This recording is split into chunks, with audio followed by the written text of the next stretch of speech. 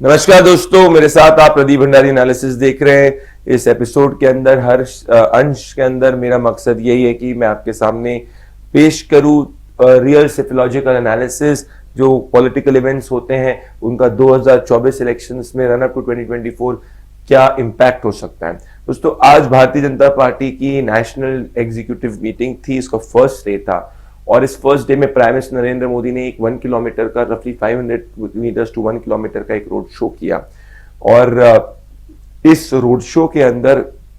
अगर आप देखेंगे तो बीजेपी वर्कर्स जो हैं वो हर तरफ प्राइम मिनिस्टर का अभिवादन स्वीकार कर रहे थे और जब तक वो पार्टी कार्यालय जब तक वो नेशनल एग्जीक्यूटिव की मीटिंग में जा रहे थे।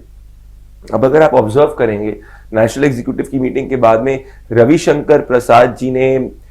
एक बड़ी इंपॉर्टेंट बात की। उन्होंने कहा कि बीजेपी को टारगेट था, जो जेपी नड्डा जी ने पूरे के पूरे केंद्रीय मंत्रियों को टारगेट दिया था कि 70,000 से ज्यादा बूथ्स को आइडेंटिफाई किया गया था जो वीक बूथ्स हैं। पर रादर देन रीचिंग 70,000 बूथ्स तो बीजेपी जो है 1,30,000 तक के बूथ्स तक पहुंच गई। मतलब आप समझिए कि 70,000 वीक एरियाज आइडेंटिफाई किए थे, पर उन वीक एरियाज के साथ साथ में ग्रे एरियाज तक भी बीजेपी पहुंच गई। दोस्तों, कई लोग कहते हैं कि नरेंद्र मोदी फैक्टर जो है वो मैजिक है, जनता वोट कर देती है, पर एक इलेक्शन को जीतने के लिए नरेंद्र मोदी की ब्रांड इमेज को गांव-गांव तक ले जाने के लिए बूथ मैनेजमेंट बहुत इंपॉर्टेंट है। इसका मंत्र प्राइम मिनिस्टर नरेंद्र मोदी भी देते हैं, होम मिनिस्टर अमित शाह भी देते हैं और अब जेपी नड्डा ने भी दिया है। सो मतलब साफ है कि सोचिए 1 साल से ज्यादा इलेक्शन में बचा है और उसके पहले अगर प्राइम मिनिस्टर नरेंद्र मोदी अगर पार्टी को जब कहते हैं कि आप 70,000 से ज्यादा जो वीक बूथ्स को आइडेंटिफाई करिए, हर केंद्रीय मंत्री को कहा था कि उसके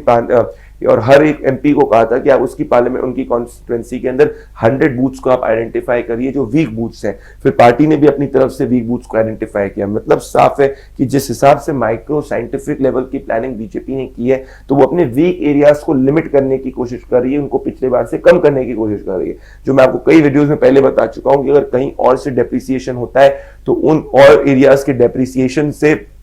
बीजेपी यहां से कवर कर सकती है एंड इन टोटलिटी वो ज्यादा वोट्स लेकर आती है और 2024 के पहले ज्यादा मैंडेट के साथ 2024 का चुनाव जीतने की स्थिति में होती है। साथ में दूसरी बात उन्होंने कही कि 9 राज्य के इलेक्शंस में हम 9 के 9 को जीतने की कोशिश करेंगे, विच इज वेरी इंपॉर्टेंट कि बीजेपी की जीत की भूख जो है कभी भी कम नहीं होती। There is no amount of complacency which is there in the BJP और हर इलेक्शन की माइक्रो प्लानिंग होती है। अब विपक्ष बोलेगा कि 9 में से मान लो बीजेपी ने 8 जीते, 7 जीते, 6 जीते या 5 जीते, 9 के 9 जीते, तो अगर नहीं जीते तो बोलेंगे देखो 9 बीजेपी ने कहा था, जीते 8 या 7 या 6 या 5।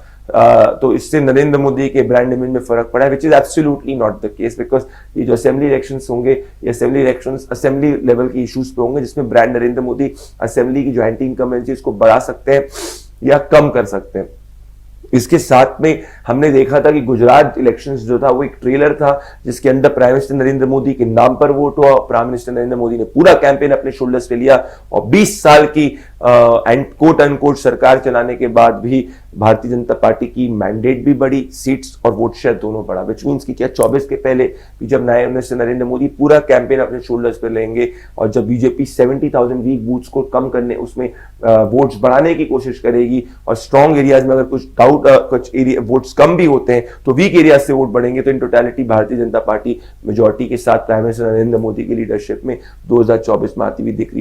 है। तो जो विपक्ष के एक पार्टीज है, भले कांग्रेस हो गई, वो गुड पीआर एक्सरसाइज के रूप में भारत जोड़ो कर रही है, but what is the voting outcome या इलेक्टोरल आउटकम ऑफ इट वो अभी जज करना बहुत मुश्किल है। और बाकी पार्टी ज्योग्राफी सेंट्रिक लिमिटेड है और ऐसी स्थिति के अंदर अगर आप देखेंगे कि जो बाकी पार्टी जब ज्योग्राफी सेंट्रिक रिलेटेड है और जब पता है आपको कि दोनों पार्टी के बीच में वोट ट्रांसफर इतना अच्छी तरीके से नहीं होता, हमने सपा बसपा के अलायंस में भी देखा था 2019 में, तो भले त्रिपुरा में सीपीएम या कांग्रेस अलायंस कर ले, लार्जर लेवल पे एक एंटी मोदी फ्रंट को बनाने की कोशिश किया जाए, but ultimately when it comes to the national elections with such amount of micro planning, अगर Narendra Modi is the most popular leader in the country जो इस वक्त की स्थिति में है और अगर 24 के पहले भी रहते हैं तो फिर नरेंद्र मोदी का 2024 का चुनाव जीतना तय है। मेरे साथ जुड़ने के लिए प्रदीप भंडारी एनालिसिस में बहुत बहुत धन्यवाद। Every day we'll try to analyze one electoral or psychological topic which is extremely important in run up to 2024। मेरे साथ जुड़ने के लिए धन्यवाद। नमस्कार।